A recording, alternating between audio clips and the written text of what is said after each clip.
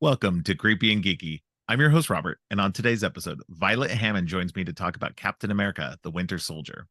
Violet is the managing director of a theater in New York. She al- she's also been a guest on several other podcasts, including Frame to Frame, Pick a Disc, and Den of 10. Welcome to the show, Violet. Thank you for having me. I'm so excited to be here. Yeah, we've been talking about it off and on for a little bit about getting you on the show.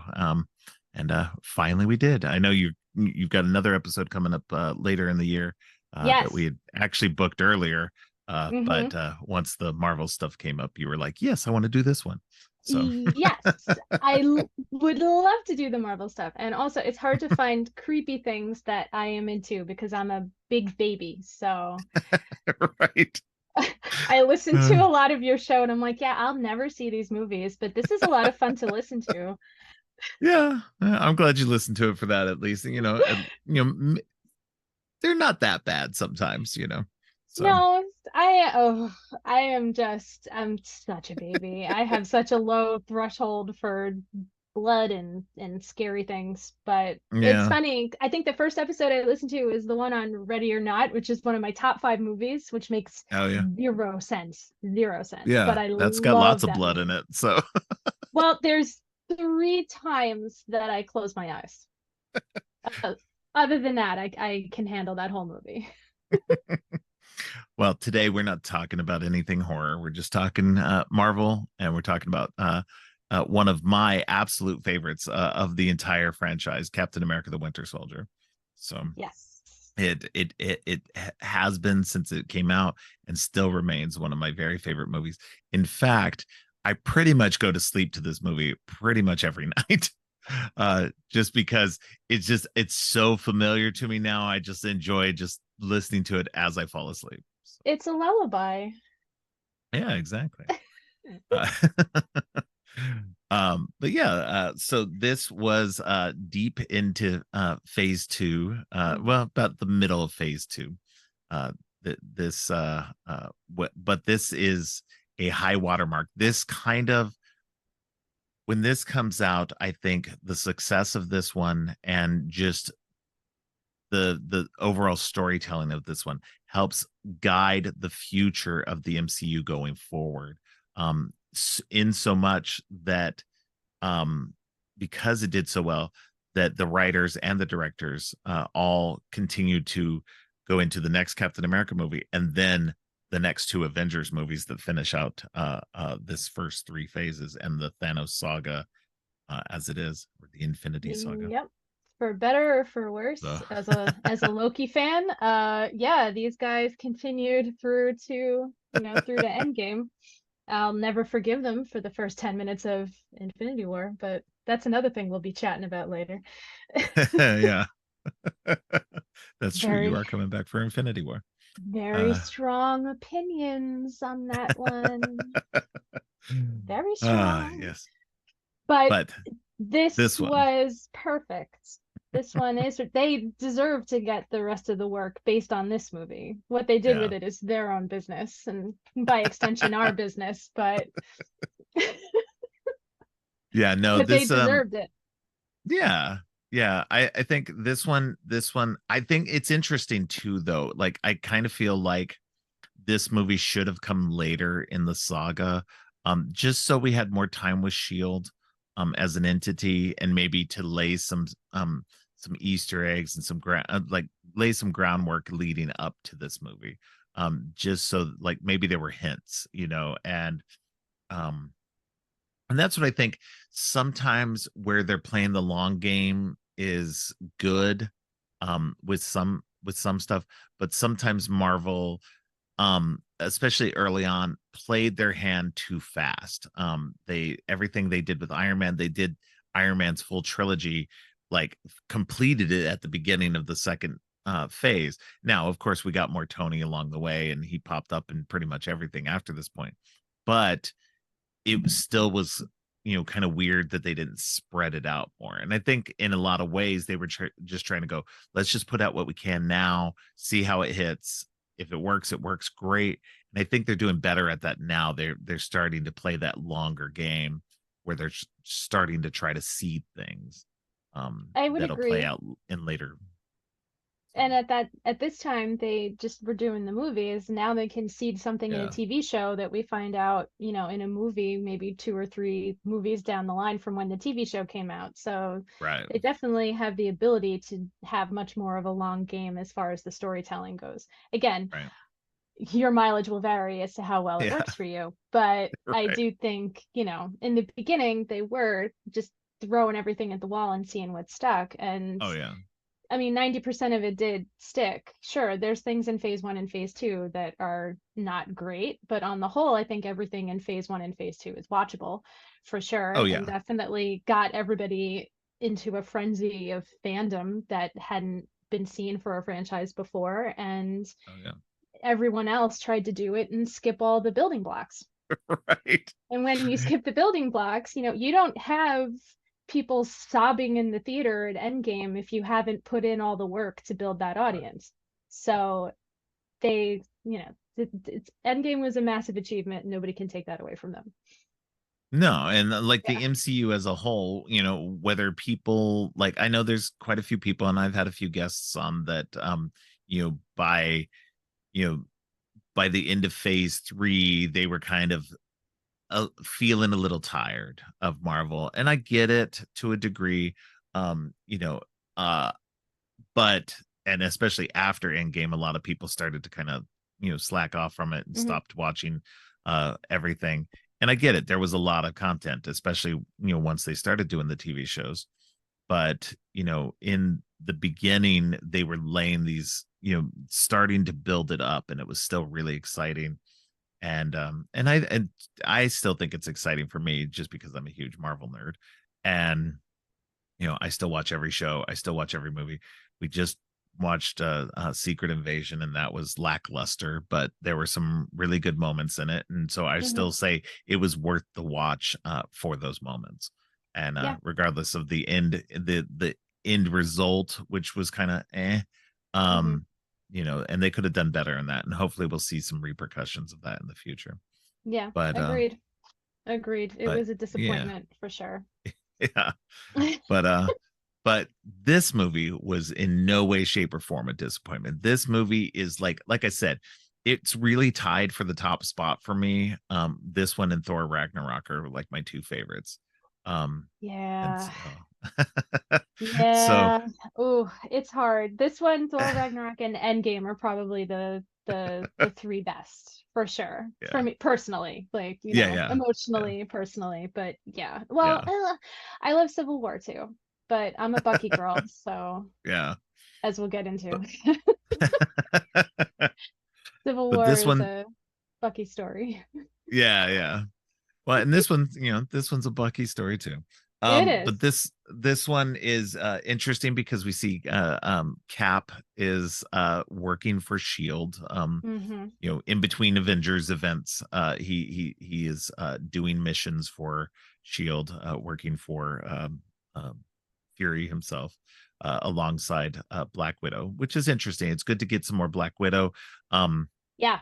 it's so Black Widow's one of those characters, and I love her movie that we Mm-hmm. did finally get, but at the same time, her and Hawkeye and Hulk, I feel like they didn't necessarily need their own movies because they were getting stuff here and there. And I always go back to the comic books, and in the comic books, there's always going to be characters who only appear in a team book, or maybe they might get a little mini series or something, or a one shot, but they Mm-hmm. never get a full series. Yes. So her getting her movie was like getting a little mini series, so which is good. But so these characters, to me, as much as I like getting to see a bigger, broader, expanded story, sometimes they're just as good in, as long as they get in like this. Natasha gets a much better, in my opinion. This is the best guest role that she's had in the MCU, better than any of the Avengers movies, better than what she had in Iron Man 2. She's become a major co-star in this one. It's obviously not her movie; it's a Captain America movie, but she has such a strong presence in this one that she might as well have been just a co-lead. Yeah. I have in my notes that this is the best Natasha movie in the MCU. She's so good in this movie. And Yeah. it like I mean again, the reason why I jumped like yes, yes, I want to talk about Winter Soldier. Like I am a huge Team Cap girl and Team Cap is like Steve, Sam, Natasha. Like and this is the beginning of that team coming together and seeing like when they go rogue later, like it's just you can totally see in this movie the chemistry on that team and how you would believe that they would follow Steve and agree with Steve and do what, because my daughter says it. My daughter started as a toddler who loved Iron Man, but the older she got, she realized Steve's always right. And that's just the way it goes. Steve is always right. Tony might be the coolest, but Steve is always right.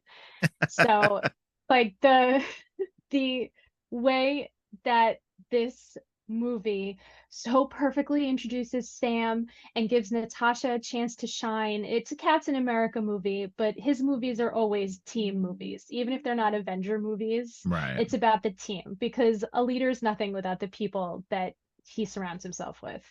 And Natasha and Sam are just spectacular in this movie. Yeah. So good. No, and Captain America has always been like, as much as, so going back to the comic books, that whenever I was reading him, he's a good solo hero, but he always works best with a team, like you said. That even in the comic books, he would surround himself with one or two people who really, and it happened multiple times in the comic books. The Falcon himself became a Hmm. co-lead in the book. It became the Captain America became Captain America and the Falcon for a little while. And so we've had these instances where he just works really well with other people. Hmm. And that's what this movie is really good about, that because it just shows with a good support network with people who are there to and of like mind, that he works well with those people. Tony and Cap don't work well. They work okay together. As Hmm. in part of a larger team, they work very well together. But if they were to be together in terms of just them individually and stuff like that, they wouldn't mesh well enough. Cap needs people who are, you know, more of that, more human, more street level, more like Falcon Hmm. and Natasha. Yeah. And so that's what makes them work so well together. And I'm glad that this movie pulls in Falcon and gives Natasha a much bigger role. And then we see in the next one in Civil War where Bucky comes into play a lot more. And it's just when he's got that little support network there of people who are on the same level as him, and it's got to be people who not necessarily have a soldier history. It in the MCU, that's kind of where it lands in. But even in the comic books, it was more. It didn't always have to be that way because Falcon's different in the comic books. Yeah. Falcon actually has powers. He uses a I wingsuit to fly, but he actually communicates telepathically with birds and can see through their eyes and stuff. And so I can see why they changed it for the movies. It yeah. doesn't. This one's more based on the Ultimate Universe, which a lot of the early MCU is based on the Ultimate Universe line Mm. of stuff. That's why we get not so great Hawkeye, which Oh. is not related to this. I like Hawkeye. Don't get me wrong. Hawkeye is one of Yeah. my favorite comic books in the characters in the comic books, but his Yeah. characterization in the MCU is not in line with that. Mm. And so I miss that aspect of him. But that's neither here nor there because he's not in this movie. Although He he almost was potentially was. supposed to Yeah. be in this movie, but they just didn't find a really good place for him. And I think that Natasha and Sam work out better as his Right. support crew. Yeah, But when I looked this into that, I saw yeah, that they were gonna give him stuff, but then they said Natasha can just do all this. Why are we splitting it up right, between the two of them? I was like, that's a very excellent point. You have yeah. you have all this comic book knowledge that I do not. Like, full disclosure, I have no idea what happened in the comic books unless I read it in a Wikipedia article. So, Yeah. No, I am I'm a filled with more comic book knowledge than I need. But that we all serves me have our well for these things. episodes. Yeah. Yes, it does. Well, and that's the thing for me. Like, as much as I've been doing the creepy and geeky podcast, and I Hmm. started out with the horror stuff, comic books are my first love, Hmm. and the biggest thing that I've been geeky about my whole life. And Yeah. so, horror is more of a newer obsession. So, Mm. but but that being said, that I think that it's interesting though, because this starts off with Cap working for Fury and obviously bristling at the fact that he's not given all the information. And then when Fury gives him more information about the Insight project and everything, that um that Cap is like, nah, this isn't the way we should be doing things. And Yep. he's not wrong. Um Mm. and this is who Cap is. And this is what makes this interesting too, because Cap has already dealt with Fury being duplicitous um during the Avengers. During You know, Avengers. he Yep. and knows what Fury's about and shouldn't, like, ideally probably shouldn't be working for him. But the problem is that Cap wants to do good and he has no, he's a man out of time. And at the moment, without something going on for the Avengers and without something going on, um, for him to do elsewhere, without somebody to focus him, he's just kind of lost. And we see Yes. this in, and we saw this also again in the first Captain America movie, that working for once he becomes Captain America, and he goes through this little stage of having to be the actor slash pitch man for the government and their Yep. savings bonds and everything, Yep. that he finally gets to the war zone, and he actually like goes against um what they want him to do so that he can go save everybody, including Bucky. And Hmm. so there's multiple times where Cap does the right thing despite what he's being told to do. Correct. And Yeah. that's what makes it interesting, though, that at the start of this, that he has joined up with Shield and that he's working with them, and that he's basically doing Fury's bidding. Um, and probably just he needed something to do, keep himself busy, keep Hmm. himself from just like getting lost in trying to keep up with the times or whatever. Yep. And like he does say this to Peggy, when we get that heartbreaking scene with her, Oh. that he's like, I just felt like I needed to serve and do something, and and get out there. And so it's interesting to see that, like, that kind of dichotomy in him, that he wants to do something, but he he also is bristles against that authority that he knows is wrong. um Yes. so Yeah, I completely agree with you. I think that he just, for lack of a better thing to do, was just going to keep staying in this comfort zone of, I will still work with this guy, even though I'm pretty sure he's sketchy.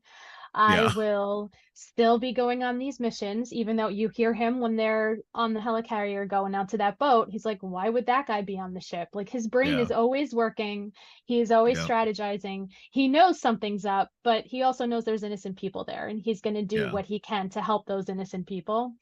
But then he just needs that one. I mean, it's the same thing in the first movie. He needs that one spark of, it's always Bucky. He needs that one spark of, I need to, save my friend, or this thing happened with Fury and we'll get to it. And I need to solve this problem. I need to get to the yeah, bottom of this. And then it doesn't, he's not a career soldier where the order is the order. This is not a few right, good men situation. He will no, disobey an order if he knows it's wrong. what, He has yeah, integrity. sorry, go ahead. Yeah, Yeah, no. and that goes to the core of what the Steve is about. Steve as a character is, yes, he wanted to go help, but it's not to serve, it's not to follow blindly, it's to go and do what's right, because that's what he knows is the right thing to do.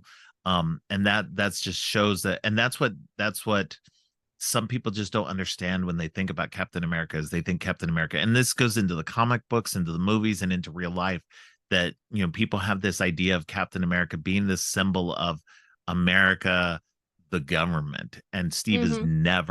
about the government. Steve is about the people and about what the ideals of America can be, beyond what politics and everything else. He's literally given up being Captain America at least twice that I remember.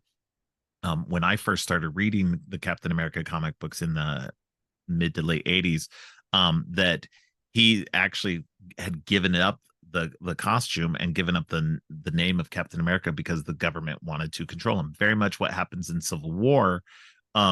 He is just like, no, I'm not doing what you tell me to do. You cannot control me.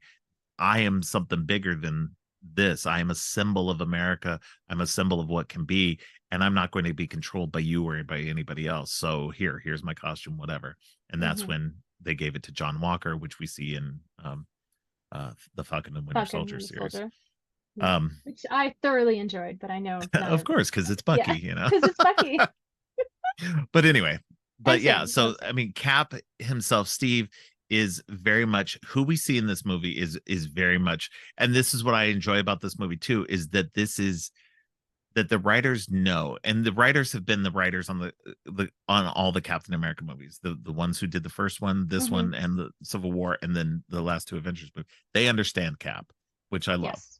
Yes, They they do. understand who he is as a person, and despite the little things, and that's what bothers me sometimes in like the first two Avengers movies is Cap. It gets close. Whedon kind of gets him close, but not fully in my opinion. Mm-hmm. um and that's He's a just Boy because I don't Scout. think Whedon's as great a but that's the thing though, he's a Boy Scout, but he's not a Boy Scout. No, it's Like, like a that's the thing, weird. he'll do what he needs to do. Like you see that, like in the first Avenger, and even in this one, he'll kill people if he needs to. He'll be brutal if he needs to. He if Mm-hmm. he won't do it out of cruelty. It's not Right. cruelty ever, but he'll do what he needs to be done. Like one of the things that there's a small part, and it's he when they're going to the boat, to the Mm-hmm. Lemurian star at the beginning, Mm-hmm. and he's just taking out all the people in there. Well, he throws a knife, gets the guy's hand on the wall, Yes. and then he kicks the guy or hits him real hard, and like literally, I know it's not meant to be like, you're not meant to notice it or whatever like that, but the hand comes off the wall and you're like, if that were actually true, that he just totally ripped that guy's hand through that knife. So Yep. it's just one of those one times where it's just like, oh, ow. But like Yeah. Cap does what he needs to do, so and I like, I I go ahead. reacted to that the same way yesterday when I was watching it. I was like, "Whoa, it's Yeah, been a while since I watched that. That was a little brutal, Steve." yeah. Okay, but yeah, no, he does what he has to do. Right. And he's part of And this team, like in this beginning, he's part of the strike team, and they're mm, literally shooting all the terrorists dead. They're not messing around in there. And they're so, not Cap negotiating. himself, he's just knocking everybody out with his shield, or, with his own, fists or feet or whatever. But, everybody else is like taking them out, killing them all. Natasha and Rumlow and everybody else is taking them out. So it's just it's Steve is who he is, and he'll do what's necessary. He's not a Boy Scout like that. People want to try to portray him as a Boy Scout, and again, this goes into like a Age of Ultron, where they like make this whole thing about like, oh, language, blah blah blah, and they Language. make this Yep. running joke. And yes, it's funny. Don't get me wrong, it's funny, and I get that Cap, being a man out of time, he's going to maybe bristle a little against people just being so casually profane. But you can't tell me that being a soldier in World War II, that Yeah. people weren't profane, and especially somebody like Dum Dum Dugan. Yeah. So Of course it's he just was. It it's just just wasn't in the rating of the movie for them to yeah, have exactly. realistic So and it language, was a but good joke to have in the movie. So, and I get it, it's funny, but uh it's that's what I like about Steve, is that he is who he is, you know and you see that in this movie. Like he comes down to it once he discovers that Hydra has been infiltrating Shield all this time, that and he confronts uh, uh Fury about it later, that Fury wants to save Shield, and hmm Tony or Steve is very much like, it can't be saved, it's too embedded, you can't separate them now, they yeah. have grown inside so deeply that you cannot save this. And so he's just like, it all needs to be taken down. And Fury, as much as he hates that, because he has given his life and everything to Shield, that he understands, and he begrudgingly has to accept that, and especially because he's not in a position to do anything Mm, about it. So, and he understands that Cap is right. And so that just is who Captain America is, and it just goes into the later with the Civil War and the Sokovia yep. Accords and everything. Cap is right, Oh, that yes. you don't compromise who you are, and what your mission is, because yes, it sucks that there's collateral damage, but that was nothing to do with them. Right. Rumlow was going to destroy people regardless of who it was, either on the ground Mm-hmm. or her throwing them up and hitting the building. It was it sucks, don't get me wrong, but Yep. that was not their fault. And so No. to have to then, be leashed like that, is just ridiculous. And it was the same thing in the comic books, because different circumstances happened. It was a teenage group of heroes who were fighting this guy who okay, so this is comic books. So there was Okay. this character called Nitro, and this is getting into Civil War, but I gotta say it real quick. So, but Nitro was this character who could basically explode himself and then reform. And so they were fighting him, and he exploded himself next to a school, and killed a bunch of kids and everything else. And so Mm. that's when the government was like, we need to put a handle on these teen heroes and everything, and heroes in general. And so then it became a much bigger thing. Spider-Man himself unmasked, and it was a whole deal. It was like crazy. Um, and so the Civil War movie does barely touches on just how bad it got in the comic books, because there was a whole Yikes. team of Avengers who were just on the run constantly. Oh, um yeah, Captain America's faction was just constantly on the run, and Iron Man had like a whole team that was hunting them down, and it was crazy. And then there was what was called the 50 state initiative, and they created like like a hero team in every state. It was mm. wild. So anyway, that's neither here nor Wow. there. It's not even related to this movie. Um It's all connected. it's It's it all is all connected. connected. uh but I'll get more into that in the Civil War episode. Good. um but yeah, so this episode, um but yeah, so we find out. So okay, kind of jumping around here. So We going are, back, but cap it's fine. cap comes back, confronts Fury. Fury about um the fact that Natasha was having to gather intel from this ship, Hmm. and that he didn't agree with that, because she was supposed to have been helping them, and could have jeopardized the mission. Hmm. Um, and He has a quibbles point. aside, yeah, I mean, you know, quibbles Well, aside, I mean, yeah. Does he have a point, or was he just annoyed he didn't know the whole mission? I I mean, I think he's more annoyed. He's he's just a more always annoyed. right, but he's not perfect. Like I think Yeah, in that instance, he's a little annoyed he didn't know the whole yeah. mission. Right. And that's fair of Fury too, to be like, she's got a different mission than you.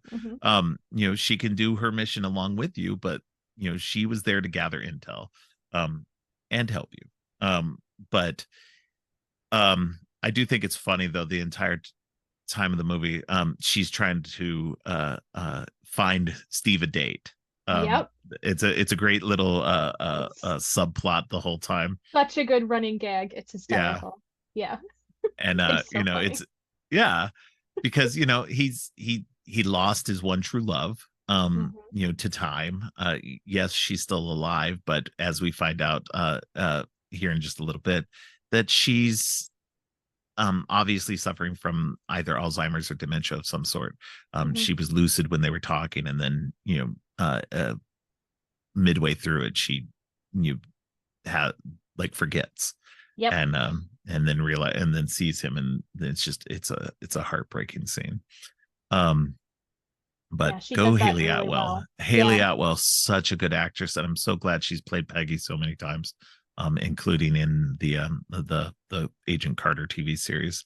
Hmm. that spins out of this. But yeah, so it's but so yeah, there's that running subplot of him, uh of Natasha trying to like give him suggestions on who to date throughout the whole thing, and it just cracks me up. um Just like, what's the girl from accounting? She was a nose ring or like Lip something like ring, lip yeah, and ring. he's like, Yeah, I'm yeah, like, lip ring, yeah, I'm not ready it's for like, that. yeah, no, it's so I mean, you got to silly. remember he's like 100 years old at this point. He comes from the 1930s, slash 40s. I That's a think different time. I think he says in the car with Natasha when after they have to kiss in Yeah, the mall so that Romulo doesn't look at them. Ugh, Romulo. But anyway, she says, "Was that your first kiss since you were unfrozen?" And he says, "I think 96. I'm 96. I'm not dead." And it's yeah. like, boy, what have you been doing then? What? But interesting tidbit. He does say that was not his first kiss since he was Right. He thawed says, out. no, it wasn't So his first kiss. He's 96. He's not dead. So, boy, yeah, what have you been doing? yeah. So he's at least had one date. So but it's got to be hard to date, because so in the comic books, again, I'm gonna keep going back to the comic books. Please, because I know nothing. Steve, So, once Steve was unfrozen, nobody knew who he was. mhm, He came back. Everybody thought he was dead. He came back from the dead. He was Captain America. Nobody knew who he was in World War II either. So his identity was always secret. Um, he was just, Captain America mhm, fighting in the war, and then he was Captain America, the Avenger. mhm. So he never had this moment where everybody knew like they do in the MCU. In the MCU, everybody knows who he is from World War II on, and they have that whole Smithsonian exhibit Yeah, the of him exhibit. in there Mhm. where he can learn a little bit more about what happened uh, with everybody after the fact. Um, and then so it's an interesting thing there because like I said, in the comic books he could go out and date. Sure, he had to tell the people he was dating eventually that yes, he's Captain America, he has to, for their protection or whatever. Mhm. In the comic book universe, it's interesting too because we see it in the first Avenger that he was drawing, and he does his art really well. He does the little monkey on the thing and everything. And he had really good artistic skills. That's a nod to in the comic books. He was an artist as well. We haven't seen that in quite a long time, but around in the I think the 70s and 80s, they had this subplot where he actually was the artist on the Captain America comic book. So Oh, yeah, so in universe, drawing his own exploits. So oh, that's that was really an cute. interesting thing. Yeah. So it's something that I wish they kind of would do a little bit here and there to, just, maybe push the little Hmm. artistic bit on him a little bit more. So, because it's always a neat little thing that he actually has this artistic side to him as well. Yes. Give him something to do in between missions. Um, Don't worry. so There are yeah. plenty of fanfic writers who have filled that in over Yeah, the years. So don't you very true. worry. If Very you true. need that content, it is most definitely out there. So yeah, but yeah, so it's interesting to see like, because I think that in movie universe that all that was to be said that in movie universe, it would be kind of hard for him to date. Everybody knows who he is. Yes. So, it's like so of course women are gonna be like, oh yeah, I'll date Captain America, and it's it's a little Yeah, bit more difficult to find somebody who may be actually into him for him and correct. not just And not for the or who fame, he is the as a mhm, superhero. Um, clout chasers. yeah, plenty of those. But yeah, I Um, mean, even Sam knows who he is right away. Like the movie yeah, starts, they're out jogging, and he's trying to introduce himself like a normal human being, like you, right, and he's like, "Yeah, I know who you are." I mean, yeah, that's awkward and really sad for Steve. He can't just, yeah, everybody knows who he is. yeah, and that's an interesting interaction too because Steve is definitely messing with him, Hmm. to do that on your left On your that left, and it comes back into play at the end of the movie and then again in game. like I'll So cry it's if I even start thinking about it. Every time I hear it. yeah, so he has this fun interaction with Sam their Mm-hmm. first meeting and everything. That uh but it's so funny too, because he's like, well, it's nice to meet you, and he starts to go away, and then Sam's like, it's your bed, right? And it says like, Yes, Steve your needs to bed's go. Like, why are you bugging Steve? Leave him alone. And then but they no, have this but good no, no, no, it was a great I interaction. I love he it does have to go. because I it's love too it close. because it just like in those 10 seconds, Steve understands him in a way that he probably hasn't understood Yeah, anyone since the 40s when there's the he was with the connection. Howling Yeah, Commandos. That yeah, connection of someone else who was out in the field and your bed's too soft. I was sleeping on the ground. I used a rock as a pillow, and now it feels like you're sleeping on a marshmallow. And that's not something that you can just get from, from a civilian. That is right, a perspective that you can tell the way he lights up. Like Steve right. actually lights up with the recognition of this in another human being, and their bond is like instant. And I love that. I think that's So such a and great interaction. yeah. And there's another little thing that comes into play later in the Falcon and Winter Soldier. There's just a real quick scene, and it's Bucky. He's laying on the floor in his room, Yes, and he's laying on he the can't floor sleep in sleeping the because bed. he can't sleep in the bed as well. So it's Yeah. a nice little like continuation of that little play there, that Mm-hmm. little interaction. So I love that they keep pulling in stuff like that. These little callbacks and Easter eggs to things that have come before. So but yeah, and then we get the little notebook of things that he hasn't that he still needs to look up or read or whatever. But I do love that little bit though too, where he's yes, he's a man out of time, but he's not holding on to the past, which I really enjoyed too. Was Mm-hmm. that he's like, okay, I'm using the internet to like catch up, and you know Yep. the food is better now because we used to boil everything, and it was like, Yeah. yeah, because it's all you could do. You didn't have the food technology you have now. uh It says there's so Thai food on the list. That always makes me yeah. giggle. Thai food. And of all the things, like the only thing I think he had really crossed off was he'd already seen Star Wars. He saw So Star Wars. he's Yeah, he's got his priorities right. but then later on, he's seen War Games. Like Yeah, out of all the random 80s movies, War Games is yeah. the one you watched. So silly. Well, I'm sure he's watched plenty. That he was several Probably. pages into that notebook. We just saw the He was. latest section of it. Who knows how much else he had already That's crossed off. true. On that one page, he'd only crossed Yes, off Star exactly. Wars. On that one page. So yeah, and it's interesting too because I know that in other countries that some of that stayed the same, but in other countries they changed some of Hmm. them to be more regional specific, which I thought was interesting but weird, because it's like, okay, but he's Captain America, so why would he be interested in something specifically, Chinese or Russian or Right. Australian or something like that? Not that there's anything wrong with being interested in that stuff, but like if you're trying to catch up on what you missed in the broad strokes, Yes. the stuff that he had on his list was very broad strokes. So Very. Yeah. but yeah, Like, and very more like current specific, like with hmm, the Thai food aspect yeah. of it, because Thai Thai food's more of food. a more recent thing for American culture. Right. Yeah. Thai food, sushi, Vietnamese, Yeah. all that kind of stuff. But yeah, so we keep jumping around, but I love It's jumping around, so I it's do. good. I It roll with the punches. anybody listening to this show already knows I jump around and go off on tangents. It's okay. Tangents are fun. That's where you find the Exactly. good stuff. Exactly. But yeah, so we um we get to I'm just gonna kind of jump ahead here. Yep. We get to um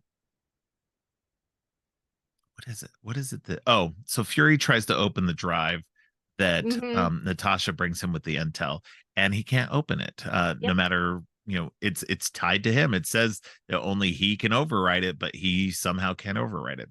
So he gets, a little, bad vibes from that, and goes to talk to Alexander Pierce, who apparently runs Shield as a whole, along with the World Security Council.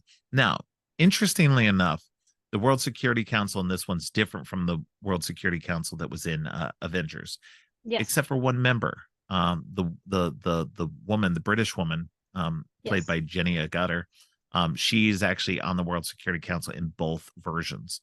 And she's the one that Natasha. Natasha uh, imitates later on in the movie. Hmm.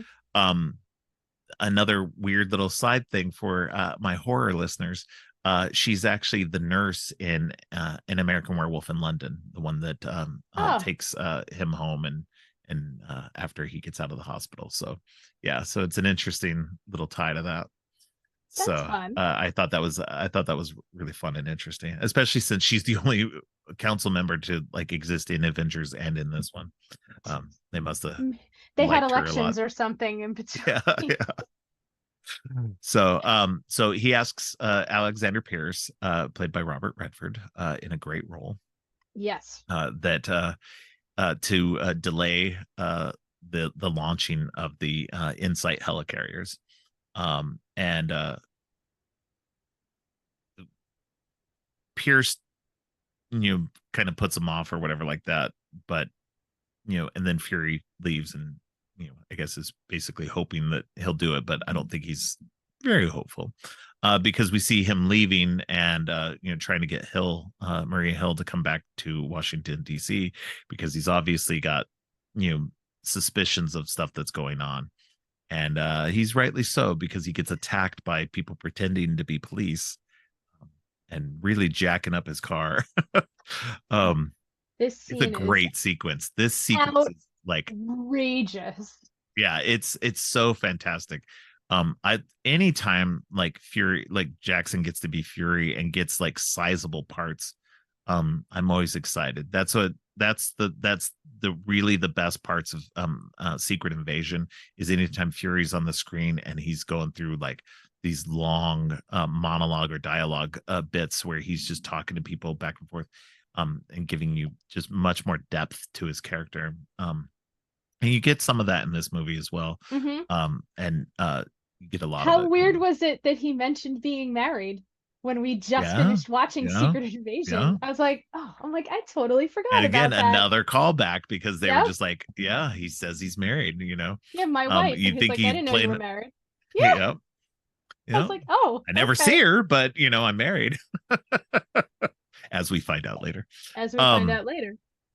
but Yeah. yeah, so we uh so yeah, so this whole sequence is him getting away from these people who we don't know who's attacking him at this point. We know somebody is, but we don't know why, who or why. Hmm. And then at the end of this very good chase sequence, that he gets knocked over by the Winter Soldier.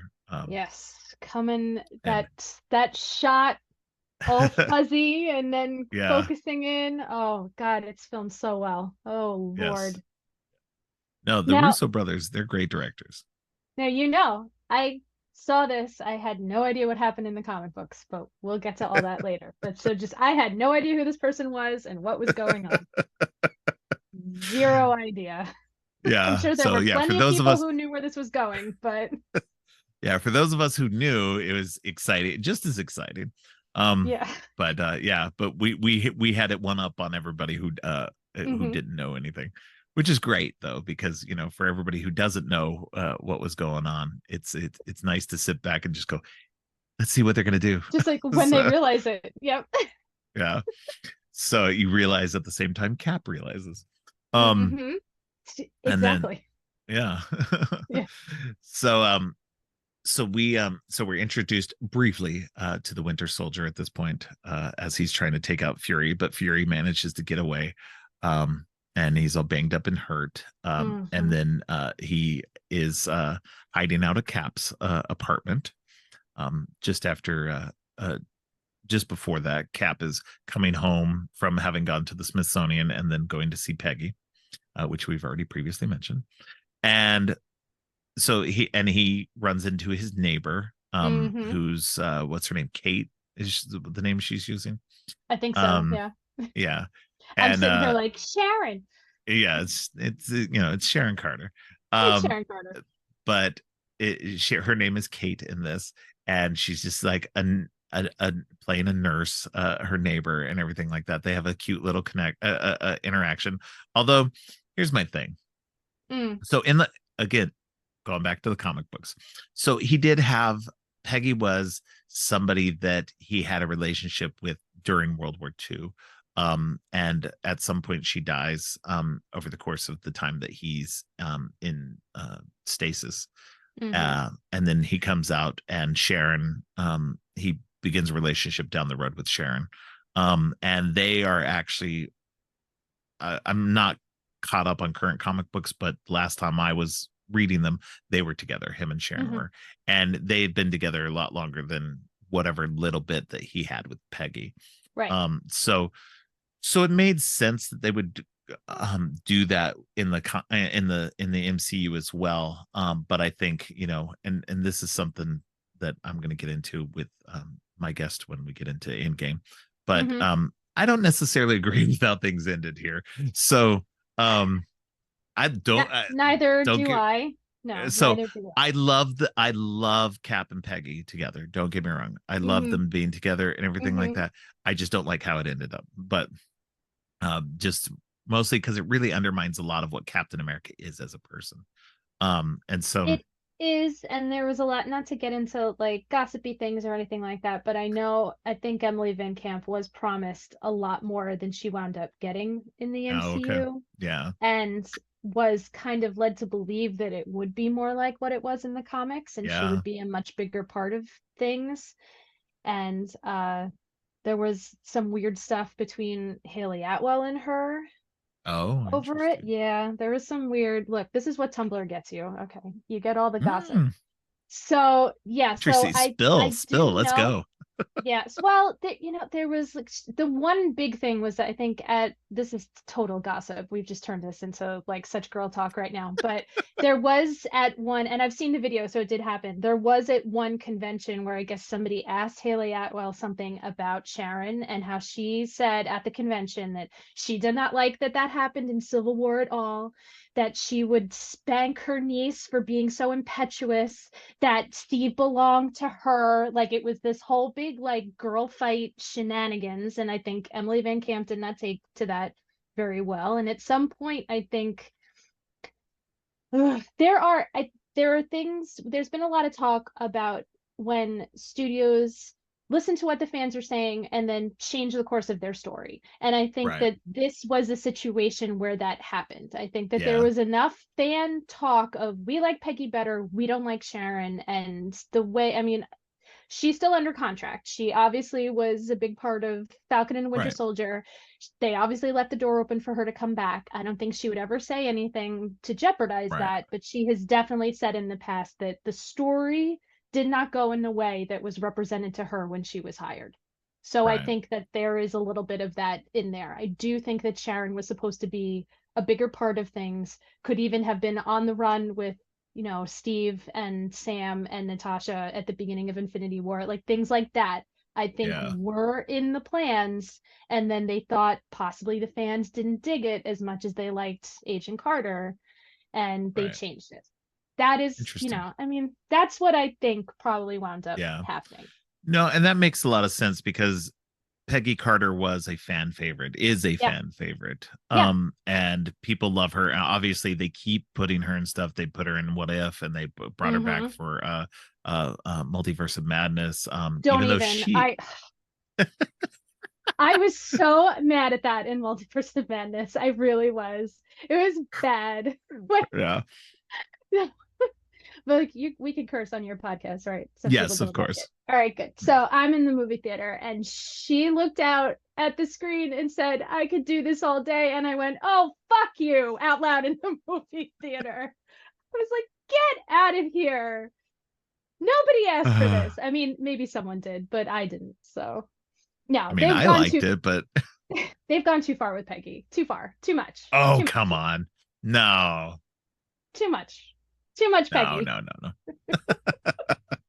No, I that liked it. I liked it, and no, I liked that they brought basically a live action version of what they'd done in the What If stuff. that So was I fun. like, That I did like. yeah, Yes.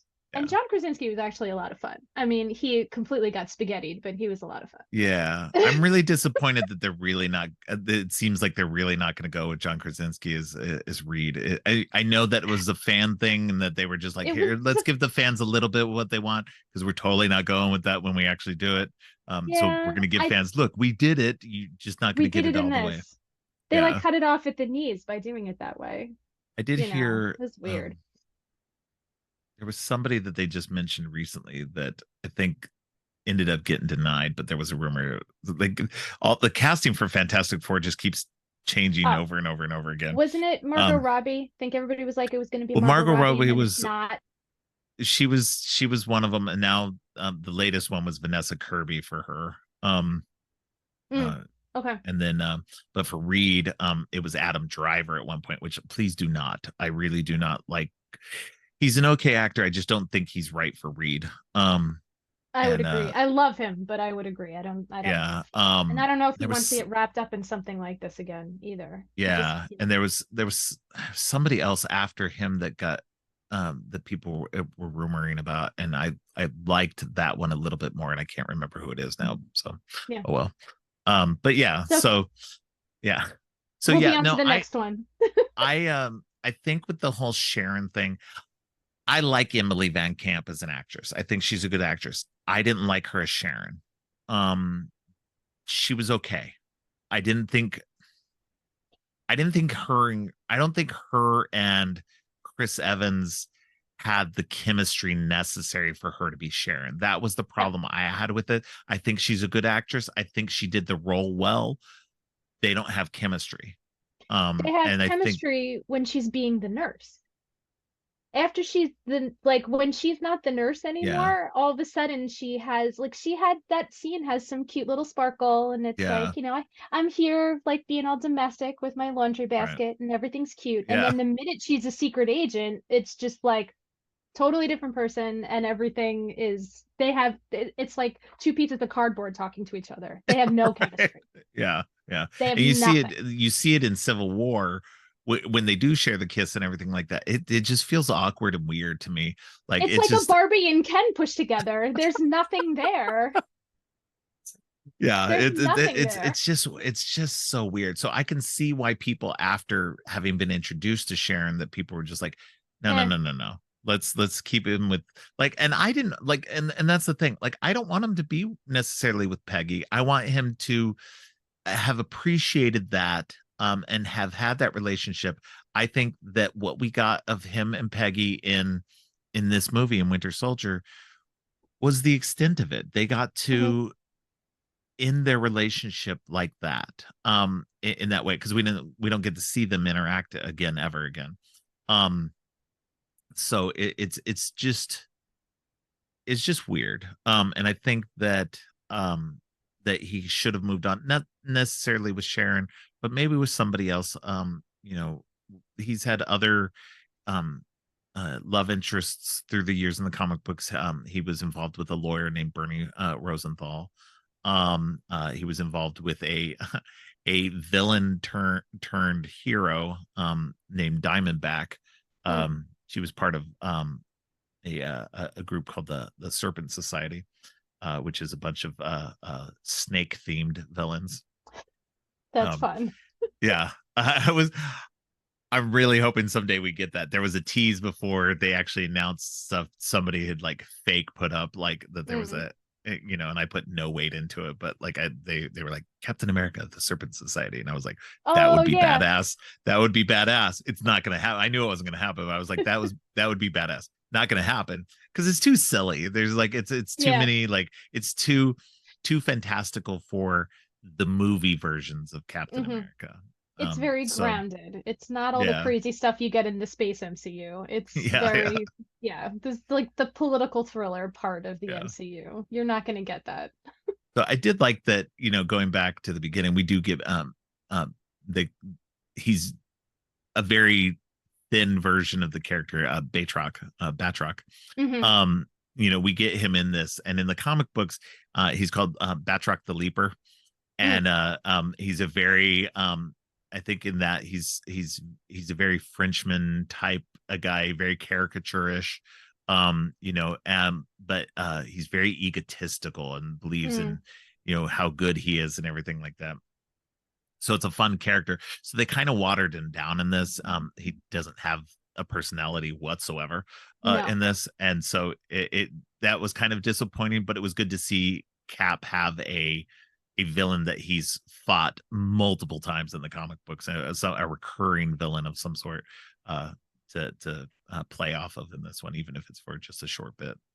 And that Um, guy is a real martial artist, right? I think he's like yeah, a he's an real, MMA yeah. fighter. Yeah. Yeah. So this, I Okay. think this was his first movie.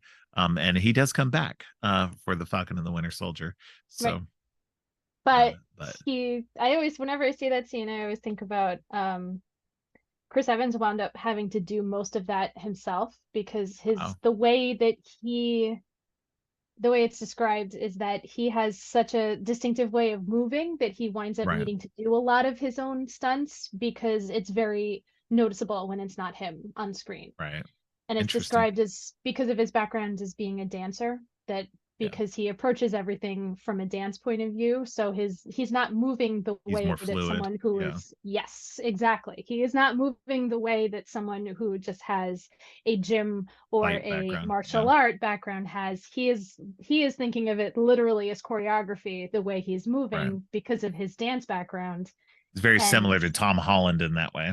yes, exactly. This is what happens when you get dancers who start fighting. Yeah. So Yeah. they have to do it because they don't nobody else can replicate their movements. They're moving in a Right. way that their bodies have been used to moving since they were children. Right. Chris Evans' mom is a dance instructor, so he's been dancing since he could walk. Mm. So he just, Cool. yeah, that, I mean, the same thing with like the running. Nobody looks like him when he runs. Like they're obviously Yeah. speeding. Now they're speeding it up, but that's him Yeah. running because he just Yeah. has a very distinctive motion in the way he Right. moves that they can't throw somebody else in there to do it. So pretty much Right. a lot of it is Chris Evans doing it. Interesting. Yeah. That's cool. So anyway, going back to what we were saying before we got derailed on our Sharon stuff. So Cap goes into his apartment and finds Fury there. Yep. And Fury is banged up from the attack on him by the Winter Soldier and the other people. And so he's trying to talk to Cap, but do it coded and showing him messages on his phone, and telling him that there's people listening and that he's got to be careful that Shield's compromised. And then Fury is shot through the wall, and taken down, and hands Cap um, the flash drive with the information on it and tells him to not to trust anybody. And that's when Sharon busts in and says, she's Agent 13 and she's there to Mhm. protect him on Fury's orders. And then so she gets Fury out of there, and Cap goes running to go get the assailant. And in what is a really great scene of watching Yeah. Steve just plow through walls and doors and everything. It's a great scene. It just shows just how powerful Cap is, because this movie's really good at showing the athleticism, and the gymnastics ability that he has, that the character has, Hmm. and uses the shield a lot more in this one than he did in the others, and using it as the offensive weapon that it is. That and they made a point in that as well, that the filmmakers wanted to really make a point of showing that the shield wasn't just a defensive weapon, that he really does throw it around a lot, and that it's the way he throws it is designed to come back to him, Hmm. depending on how he does it. Yep. So it was really good in this sequence, because he's just plowing through walls in this office building, just trying to catch up to the assailant. When he does, he throws the shield and the guy catches it, and it's just like, Mm. it's one of those moments where you're just like, what the fuck? Like, who Yes. is this guy? Now, Yes. those of us in the comic books world already know who it is and what's going on. But I remember losing my mind the first time I saw this movie. It's like, what is happening? What's going what on? is going It's on? Yeah. such a good shot, though. He just reaches his hand out, catches it. Oh, I think in my notes are the stupidest thing ever for this podcast. It's hysterical because it just says when he catches the shield. That's it. That's all you got. When he Well, at catches least you, you have show. notes. I don't even do notes. I'm just like Oh, I just off the top of my head. Again, I've watched this movie like so many times. It's basically my bedtime movie that I listen to every night. So it's just oh on god. repeat constantly. Yeah. It's When he embedded catches a into my shield. psyche. It's so good. It's Yeah. such a good moment. It is. It's a great moment. Cap is like taken off guard because it gets thrown immediately back at him and Yep. throws him back. So he's like, okay, this guy's strong. Guy So, is strong. um, and so, um, and then, immediately after this, Cap meets with Alexander Pierce and finds out that there's something going on. Somebody's trying to frame Fury for the terrorist attack on the ship with Batroc and all of his people. Batroc, I keep saying Batroc. And then he so Cap's like, that's not Fury, and Alexander Pierce agrees, but something's up. Yep. And immediately afterward, again, we get another great sequence. We get the elevator sequence. Yep. Probably the one of the best sequences we've ever had in the MCU. Yep. Uh, Yeah. yeah. The minute everyone It's starts getting in the elevator, you're like, oh God. Oh well, and God. then like, but honestly, at first you're just kind of like, there's a lot of people getting into this elevator. And And they're all again, the very comfortable frame. just being around Captain America. Like the guys in the suits, you would think we'd be like, "Oh my god, that's Captain Oh wow. America!"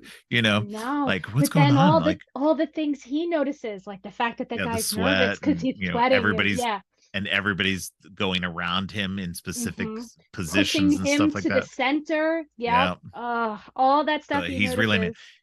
he's got that tactical mind, He has a and tactical so mind.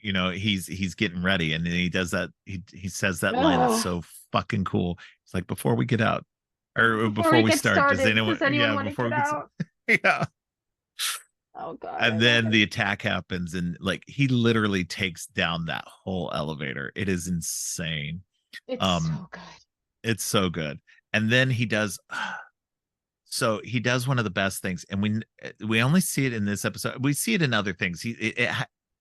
We see the energy absorption power of the shield multiple times, but this hmm is one of the better instances of it because he breaks out, drops down to the ground from several stories, hmm and you know pulls himself into a ball enough that the shield takes the brunt of it, and that's the vibranium in the shield. Is it absorbs the impact of everything, and so, or at least it blunts it a lot Mm. more than it would. So he still feels it, but he's not dead. So No.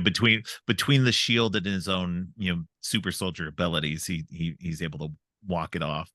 And then he gets away, taking down a Quinjet in the process, and uh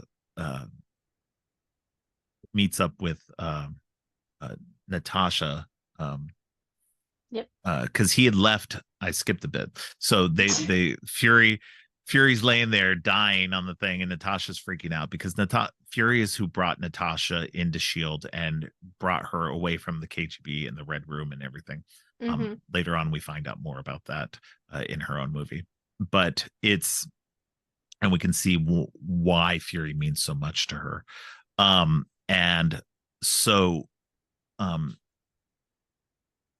he hides the flash drive in a vending machine, which is a weird little choice to do because who knows? It's like one, Yeah. why did the guy let him do that? Because the guy obviously had to still be putting stuff in there. Like did he just like distract Like him to say, like, yeah. okay, here you look over there. I'm gonna put this in here. Sleight of hand. So it's a He's little all of a story bit sudden that like I a close-up magician too. We didn't yeah. know about it. So it's a little story thing that I'm a little bit like, okay, that's not so good. Um, and then um he goes back to the hospital to go retrieve the flash drive. It's not there, and hmm Natasha's there. And he confronts her, and because he doesn't know who to trust anymore. Right. And so then she says a line that's very interesting. She's like, I don't know everything. I just pretend that I do. which is very telling of a spy. You know, Hmm. it's very much a spy thing to admit, or it's not a spy thing to admit, but it's a spy thing that they do, that, you know, that she admits to, that I think was very, like, in that moment she's trying to gain his trust and trying to say, you know, I'm here to help you. I Right. don't know what's going on, but I'm here to help you because there's definitely something going on. And she tells him the story of the Winter Soldier at that point. This guy who has existed through the last, 70 years, Yeah. um, taking people out. And he's just a ghost. He's a whisper, he's a mystery. Um, and so they decode the uh flash drive at an Apple Hmm. store. At the Apple Um, Store yeah, it's in like his Clark Kent glasses. yeah, and a hat and glasses. It's like, okay, Yeah. that's a disguise, That and it's so that's the funny too because superhero disguise. yeah, or even just like a famous person disguise, Hmm. just a hat and glasses. So then they get She has there. a The guy, hoodie, so it's fine. yeah, yeah. Well, I mean, well, yeah, I guess after the Battle of New York, she would be, pretty well known. It would kind of like, that's the interesting thing about her, is that she's still playing at spy work, but it's like she can't be as big of a spy anymore because now she's a known person. Her spy Yeah. quality has now been outed. And So she even says later, all my covers, and it's like, yeah, but like you were on TV after the Battle of New York. I'm pretty yeah, sure people know who you are, but okay. yeah, yeah. You're pretty burnt after that anyway. Um, so yeah, so it's a good sequence.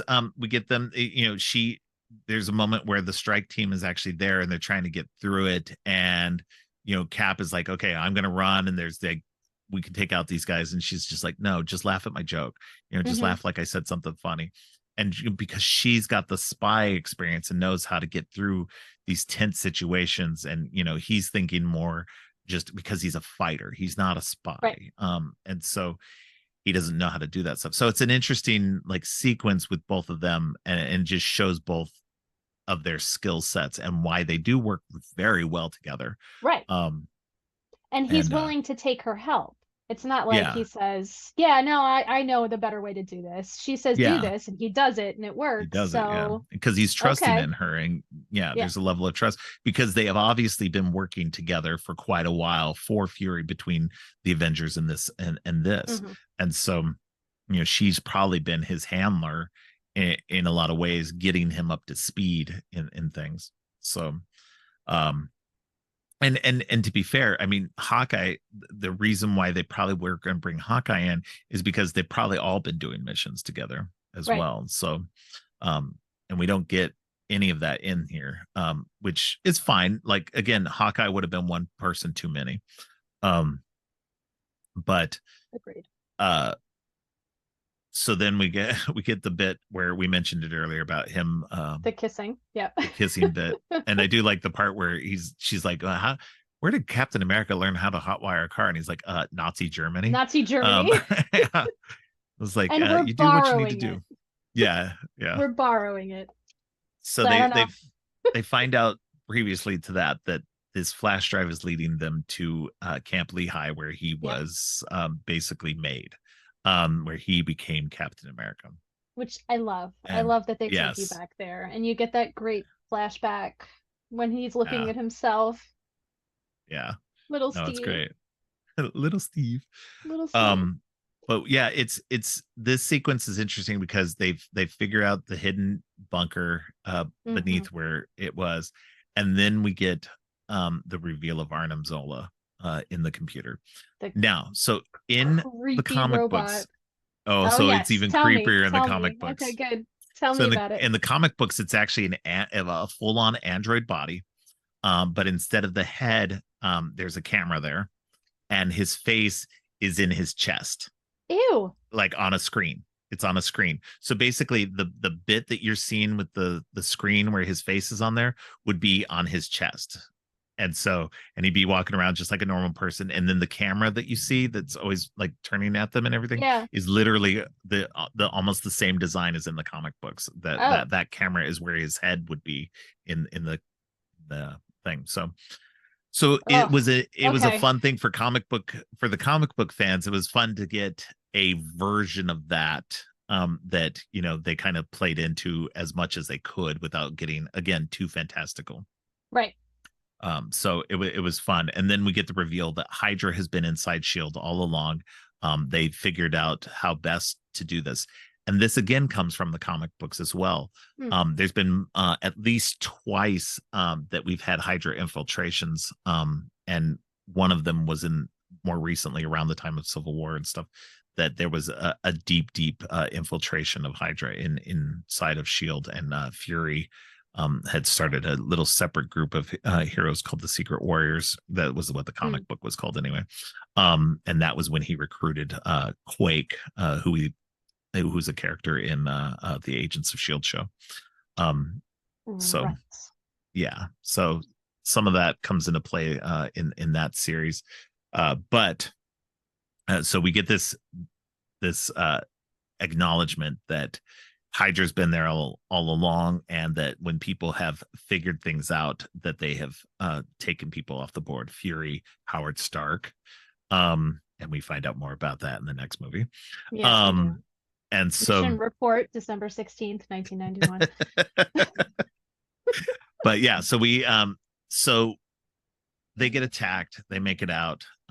They then go to Sam, who takes them in and gives his services to them and tells them, hey, I've got this suit. If we can get this thing, I can help you guys out.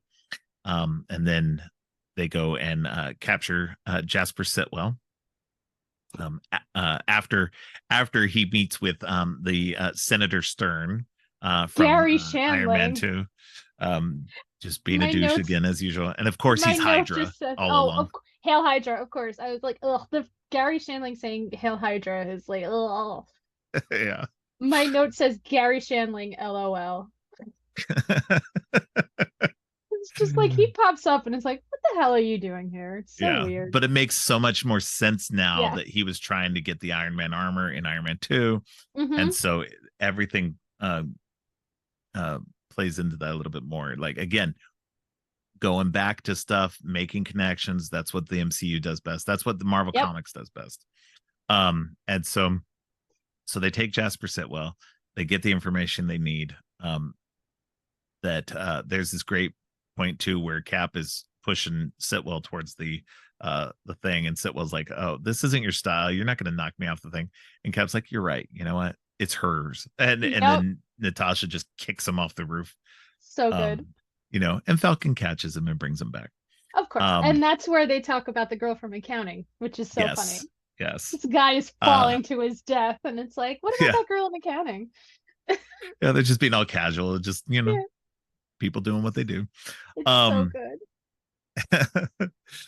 but then we get the next great action sequence, and this is Uh-huh. where we lead into the Winter Soldier and his crew taking them on the highway, yanking Hmm. the steering wheel away from From Sam. Sam, Oh, this which entire is scene, yeah, masterpiece.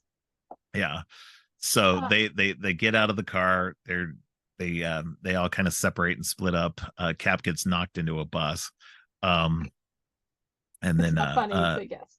yeah, uh, uh, Natasha manages to get down and around and attacks them from below. Sam is trying to get to them and manages to get a gun off of one of the guys. But now Winter Soldier's like full on trying to get at Cap and Natasha. And it kind of goes back for at first Natasha's fighting with Winter Soldier, and then Hmm. when she's kind of taken down for a moment, Cap comes in to save her, and then it goes back for it. So then we get the fight. You actually sent me this video last night, which is really It's silly. it's so It was from funny. YouTube, which is so my only problem with that video was the captions. They were great and everything like that, but when they were dark colored, it was hard to see, and they go so fast It sometimes goes that by like you so didn't have a fast. I time know. that you didn't have a chance to really absorb all the hilarity. But it was really funny. It was like the inner thoughts of everybody as they were fighting, because there's not a lot of dialogue in this No, sequence. but that's why I'm laughing because when he's about to shoot Natasha and Steve runs in, the caption is "Sorry, I was late. There was traffic," and so silly. Oh my God, Yeah. it's so funny. So I mean, this just shows that Natasha and Steve, work well together. Hmm. And Natasha holds her own pretty well against the Winter Soldier for quite a bit. She does, which So is and I'm gonna hard. get into some of the comic book stuff again. Well, I'll just do it right here. Hit So me. in the Yeah. comic books, Natasha's actually a lot older than she is in the movies. In the movies, Oh, in this movie itself, we find out that she was born in 1984. right. But in the comic books, she was actually born. She was actually a child in World War II. Mm, She had. I'm not sure what it was that has given her extended life. Um, uh, Everybody's kind of different who has this. Fury, the original Fury in the comic books, is a white guy who fought with Captain America and actually was the leader of the Howling Commandos in World War II. oh, Yeah, so that's all different too. And he becomes director of Shield later on, and he has this thing called the Infinity Formula that has given him longer life. hmm. Um, and so I can't remember exactly what Natasha's deal is. But it, she was part of the Red Room. All of that is still pretty even with what happens in the comic books and in the movies. But she was actually the Winter Soldier in the comic books actually trained um Yes. the people in the Red Room. So that was something that's different. So they know each other from the past. In the And in the she movie they says don't. that in Civil War. They're fighting when they're fighting in Civil War. She Oh, says, "You okay. don't remember." Yeah, she says, "You don't That's remember me right. at all, do you?" Yeah. That's right. Okay. So But it's that's also that is pulled that part's that's pulled from the another comic big books, yeah. fanfic thing. Yeah, that's Yeah, another so big that part's fanfic thing. yeah, that part's pulled from the comic books because Yep. they did have a relationship. And in the comic books later on, once he's been gotten through the mind control aspects of it, they resume their relationship because they did Hmm. have a relationship um during like the 60s and 70s or whatever, and so but it got wiped from his mind and she didn't know what happened to him because he got disappeared or whatever. And so yeah, so they resume their relationship later on. And I'm not sure if they're currently an item or not, but they were for a while, especially when he took over as Captain America in the comic books after Steve's quote unquote death. Um, but again, that's comic books. That's comic So, books. but in this one, obviously, they in this movie specifically, she doesn't know who he is at first, and I don't think she realizes probably until after the events of this movie. Hmm. Um, but but we get the fight between him and Steve, which is very very good. It's very interesting, very brutal at times, um, and there's a couple of moments where I like Cap is on the ropes for Yes. sure. Um, and but Cap manages to flip him and knocks his mask off, and that's where we get the reveal that the Winter Soldier has been Bucky all along. Oh my God. Somehow he survived the events of the after the events of the train. I yelled out, "It's his friend!" That's what Well, I did. Sebastian Stan had been contracted for 9 movies when he first started with Captain America because they knew they were going to be bringing They him knew what in they were as the doing. Winter Yep. Soldier.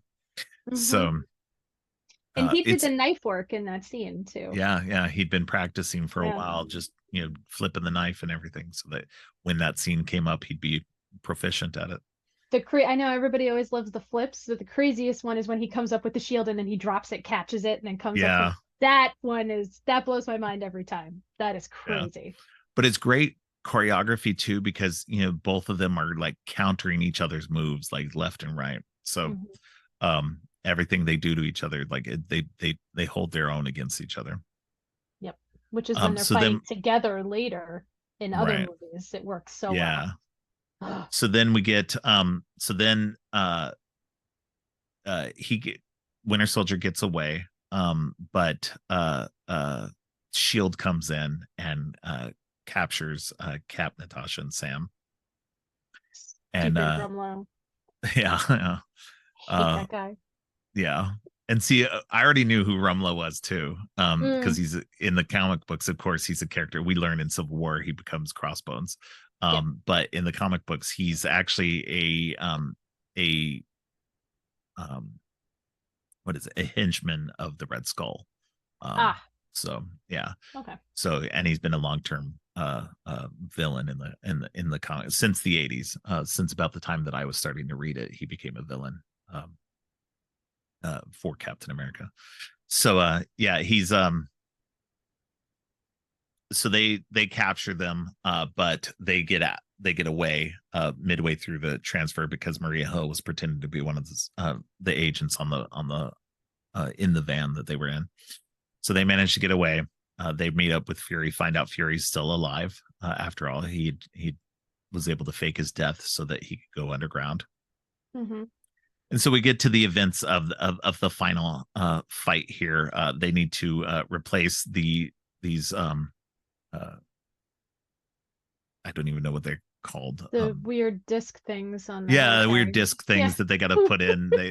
I can't remember what they're called. But they need to replace these things in the programming of each helicarrier. So they each got to get it. They got to get to each one of the helicarriers and get them transferred over so that they won't be able to attack. Mm-hmm. So I'm gonna cut it short. So, but they get there.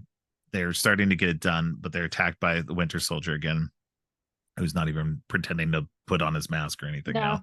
No. We know who he Now is that we now. know who he is, you don't have to pretend anymore. So somebody did bring up a good point. I noticed that his look is designed to be opposite of Captain America's too. That Mm-hmm. with the bottom mask on and his eyes covered, it is different than what Cap's is because Cap's got his face open and his eyes open, like Yeah. so exposed. So it was, this again, a dark mirror. This is something I've gone Mm-hmm. into in other episodes, that the villain is largely like they've done this in multiple of the MCU movies, that the villain is a dark mirror to the hero.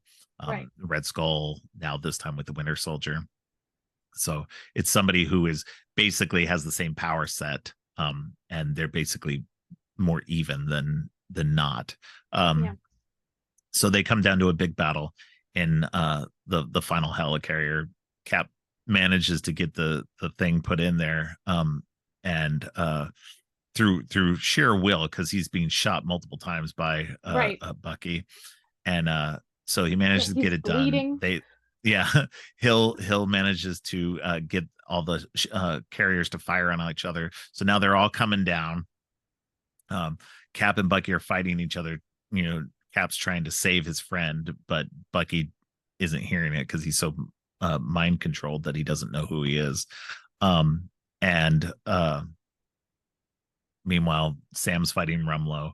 Yes. Natasha is Sam has no patience for villain monologuing. yes. He's like, Rumlow is shut the trying to hell up. villain. Yeah, Shut the hell up. yeah. It's great. It's great. They Natasha is pretending to be the World Security Council member to get in to take Pierce down and to get all the Shield intel and Mm-hmm. Hydra intel put out on the internet so people will know. Um, there's so much going on. There's a But lot happening. Yeah. yeah, so they managed to do it. Fury comes back. He's circumventing their security to be able to get that information out on the web. And Pierce, tells Natasha, he's like, "Are you ready for everybody to know everything about you?" Mm-hmm. She's just like, "Yeah." It's like, yes, I have nothing more to hide anymore. Yeah. I'm ready. Yes, it's gonna suck for people to know what I've done, but that doesn't change anything because this is what's right. Right. And so Cap and Bucky, they're still fighting. Um, it's Cap saves Bucky because something one of the girders falls on him. Cap Yes. manages to pull it off of him. He pulls him out They and still then fight. and Cap gets knocked into the water, but at the end, Bucky goes in, pulls him out, Yep. and just leaves him. He's not there to like, and he doesn't know why, but he's there and he was saving him. And so we get to the end, everything, the dust settles, uh, and she's Natasha's in front of the whatever government thing, just they're bitching about how could you take this down? Is like it needed to be taken down. Would you rather have Hydra just controlling everything? Like this is Mm-hmm. just stupid. Um and then Cap and Falcon meet up with Fury. Fury wants to go take on the rest of the Hydra factions, and wants to recruit them to do it. And Cap and Falcon are like, no, we're going after Bucky. We need to go find him and go save him.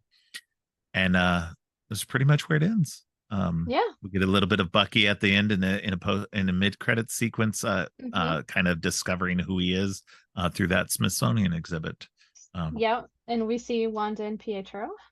Yes, yeah, the first Wanda and Pietro appearance in the MCU. Um, Mm-hmm. so which will lead next into Age of Ultron. Yes. But yeah, Age of that Ultron. this movie is just it's so fantastic. I love I love that it's basically a spy thriller mixed with the superhero concept. Mm-hmm. That it's very grounded, it's very much taking out this and this is what I said to after the events or towards the end of the events of Secret Invasion should have been what this was in a lot of ways, that we should have gotten basically Winter Soldier 2.0. Yeah. That it should have been something else that was hidden within, that we didn't know about, and that Fury should have basically been kind of like, okay, I've gone through this before, Right. this is do things the same, or whatever. Yeah. And just the stakes never felt that high in Secret Invasion. And I'm going to get into that in a later episode, but Yeah. You but got a that's ways to go the before the that. stakes the stakes felt very high in this movie, Mm-hmm. because of what little we had already been exposed to, Shield and everything. I do think that they should have played this out a little bit longer. Okay. Maybe put this movie into phase 3. So we would have had more of Shield going on, maybe even more, because at the time that this happened, Agents of Shield had just come out that season, and the end of the season tied into the events uh um of this movie in Winter Mm-hmm. Soldier. So we had the revelation that one of the members of Coulson's Shield team was a Hydra agent all along as well. So if maybe we'd gotten like maybe 2 seasons in of Agents of Shield, and then had played that into it a little bit more, I think that would have been a little bit more fun, a little bit more interesting, playing it out a lot longer. Right. But for what it's worth, though, it still was again, it's like tied for number one for me, in terms of the movie, of the MCU, just because it did leave a lot of it led into what the MCU was going to become, Right. down the road. Yeah. This led into a lot of that. Yeah. The major plot through point was tied directly to what happened with this. And this is what, did you Yeah, listen when I was on Den of 10 rhapsodizing about Bucky I Barnes? haven't. No. Okay. Well, yeah, I had to basically state my case for Bucky, and I said so much of what happens in the MCU doesn't happen without Bucky Barnes. You don't have Okay. Steve, right? I mean, you just don't. Yeah. Like and I know my friend Hugh and I disagree that Sebastian Stan's performance. I will agree. He is a little forgettable in the first one, but like Bucky I don't think is he's necessarily slightly, forgettable, but he's definitely, the character itself yeah. isn't as strong in that one because it's not focused on him. It's It's Cap's yeah. origin story. It's This that movie yeah. is more about Winter Soldier's origin story, And it's about such a Bucky's story. different yeah, and it's about like the trauma that character has Yeah, been through, and and by the end of the MCU can kind of see the glimpses of yeah, who Bucky was in the 40s kind of coming back once yeah. the brainwashing is done and everything. But he I think the stat on it is that he has, out of all those hours of films, he has, I think, maybe 20 minutes of dialogue.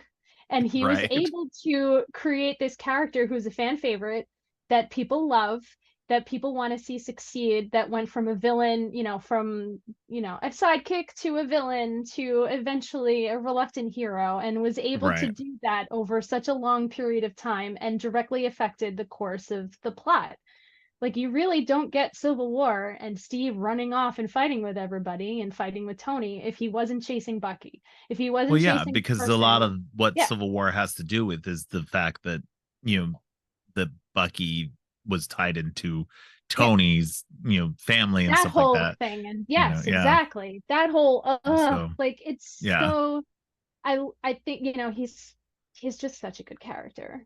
I love yeah. him so much. No, and I think it's really good. It's interesting though too, because for a long time in comic books, everybody was just like, well, everybody comes back except for Bucky and Uncle Ben. And then Oh, Bucky came back, and everybody's right. like, okay, well, I guess it's just Well, Uncle Ben now. now it's just So Uncle Ben. yeah, Now and Uncle Bucky's Ben here. needs to stay dead, so because it loses the impact of Peter's story. So That is very true. Yes. so, but yeah, so it's so I do agree. I love this movie. I like the characterization. I like what they're doing with him. Hmm. Sebastian Stan does a great job with it, with very little in the way of dialogue or anything, Right. that, like you said, that he Yeah. does it through his face. He does it through, his performance as a whole. Hmm. So it's really good, and we get more of that in Civil War. Of course, you Yes. get more deepening, and in Falcon and Winter Soldier itself, we get Ugh, even more more. deepening of his backstory, and his, especially of him as the Winter Soldier. So, and what Yep. that means to him now, trying to make amends. Hmm. So Yeah. it's And I definitely, loved it. yeah. No, I I love was Falcon and Winter Soldier. I loved it. Other people can suck it, and they may be listening to this show, specifically Hugh.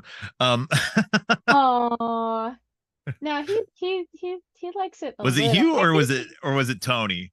I One of can't those. remember. No, Robert, not you, Robert, the other Robert. Oh, He okay. he was really rough on it. We're I talking s- about some of the We Made This yeah, I know. podcast people. So, I was personally horrified. well, Hey, I don't care. You uh, like what you like, but don't yeah, give other people exactly. a hard time for liking what they like. That's Yeah, about it. exactly. Do your thing. Absolutely. No. But yeah, I mean, that's all I have to say about the movie. I love it. It's a lot of fun. So, It do you have is. anything else that you want to say about it that we haven't mentioned already? Um, I've mentioned it a couple of times in terms of being a Marvel fan, a female Marvel fan, Yeah. and a female Marvel fan on Tumblr. Um, you will. We had a really nice discussion about why Steve hasn't been dating, and Tumblr has very strong opinions on why Steve hasn't been dating. Yes, I'm So, very aware of the Stucky fans. So yes. So I want to say I I do not ship it. I do However, not. Yes. I do not ship it. However, I can understand how it started Yeah. because there was, yeah, because, and when you look at you watch these movies, and yeah, there's reasons why they are saying the dialogue they're saying and the way they interact with each other, but there has been, for in a lot of media, there's always discussion about queer baiting, and this movie, their dialogue in all of the Captain America movies is so queer coded that Interesting. I 100% understand where it started. Yeah. There was, I No, and I cannot understand remember that. that, Uh, what do they say to each other all the time? If they don't want us to think that they're in love with each other, why does it sound like a wedding vow? What? Come on. Why are they saying, no, and I'm not what breaks denying him it. out of it? Yeah, what breaks him out of it on the helicarrier? To the end of the line? Come on Yeah. now. Come on. Yeah. Like, it's No, and queer coded. It's queer I coded. agree. It is. I Yeah. agree. Like, and I have got no problem with people seeing it that way. I don't Hmm. see it that way necessarily. I see them as brothers. They have a deep Yeah. brotherly connection that goes beyond, because they grew up together and they've been friends their whole lives. Yes. It's even said in this movie specifically by Gary Sinise in the Smithsonian exhibit Right. that, Yeah. they Friends grew since up childhood. together. Yep. Yep, friends since childhood. That's how I've always seen it, that they are more than just friends, that they are brothers, that they Yes. became they were friends from childhood, and then they became brothers in arms during the war. Mm-hmm. Um, and now they're they're still, they have probably the closest connection that anybody will have in terms of that outside Yes, of any kind of family. Um, and it transcends family in that way. But it does. I do see people's queer coding basis for that, and I've Yep. got no problem with that. If that's how you want to see it, great. That's Yeah. obviously not where the filmmakers are going with it. Oh, And they yes. probably will never do My that. No. But And my issue is when people get mad about that. If you're going to go on yeah, Twitter and scream about the Endgame ending because you think that, it was going to go this way, it was never going to go this it was way. never going to go that way. You can, write whatever you want to write and think of it however you want to, and that's all Right. great. And I know I can see it as someone who has consumed this media. I can see it the way that you see it, but that's not what they intended to do with it. Yeah, no, no, So, yeah, but no, but there is a lot of people who feel like that is what it should be, which is yeah. cute. And then and then some of the actors get into it, so that's why it gets perpetuated. Right, right. Yeah. So Yeah. All right. Well, we'll leave it there then. I like that. well, well, why don't To you let be people know where? Yeah, to to be be continued. continued. Yes. Well, why don't you let people know where they can find you online? Right now I am on Twitter, well, the former Twitter. Yeah, I hate still saying Twitter to that. me. It'll It's never Twitter. change. Yep. I'm on Twitter and also Blue Sky as Violet H310.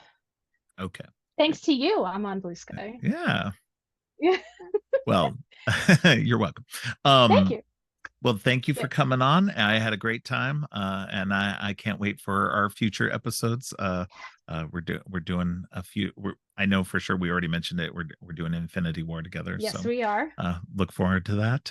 And then we're doing a creepy episode. You're actually coming on to one of those I am. in December. So I'll leave that to tell And people then later. So one in January, but we don't know when yet. But one oh for yeah, sure. yeah, yeah.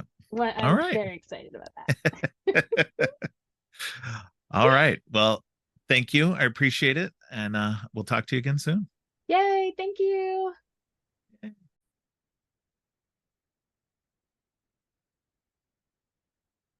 Thanks again to Violet for joining me on next week's episodes. On Monday, Angel Kraus joins me for the first episode in my trilogy series, where we will be talking about the Blair Witch movies. And on Friday, Iona Smith joins me to talk about Guardians of the Galaxy.